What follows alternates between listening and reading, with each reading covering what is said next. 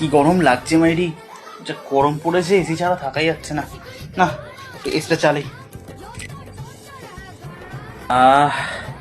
এবার নিশ্চিন্তে একটা ঘুম দি শান্তিতে।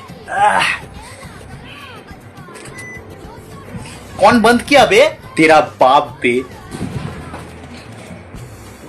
মাসে কত টাকা করে ইলেকট্রিসিটি বিল দিয়েছি একটু শুনি।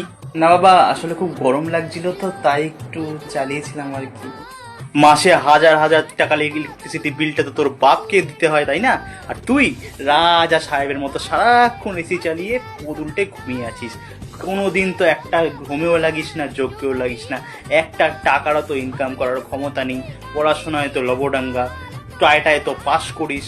মানে মানে কি বলতো, এক্সামিনার তোকে দয়া করে তো পাস করায়। এই নিয়ে তো না পাবি চাকরি বাকরি, না করবি জীবনে কিছু। সারা জীবন আমার পেছনেই বসে ধরে ধরে খাবি, তাই না?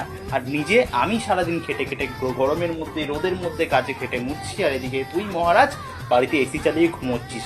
একটু তোর মধ্যে যদি লজ্জার পদার্থ থাকে তাহলে এসিটা সামনে বসার আগে 10 বার নিজের দিকে তাকাবি, তুই আদৌ এসিতে বসার যোগ্য কিনা, এই ঘরে থাকার যোগ্য কিনা। তাও যে তোকে এই বাড়িতে আমি রাখছি, এটা তোর বাপের ভাগ্যি ভালো রে। এটা এসির বিলটা, ইলেকট্রিসিটি বিলটা যখন তোর বাপকে দিতে হয়, তাই এসি কখন চলবে না চলবে, আদৌ চলবে কিনা সেটাও তোর বাপই ঠিক করবে। যদি সারাক্ষণ এসিতে ঘুমোতে হয়, দম থাকলে ইলেকট্রিসিটি বিলের টাকাটা নিজে রোজগার করে দেওয়ার চেষ্টা যেদিন করবি, তার তখন এসি চালাবি। যেদিন সংসারে ইলেকট্রিসিটি বিলের টাকাটা দিতে পারবি, তারপর এসিটা চালানোর হিম্মত রাখি। এরপর যদি এসি রিমোটে হাত দিতে দেখি, এমন মারবো যে এসির নাম ভুলে ডিসি হয়ে যাবে। চল ভাগ এখান থেকে।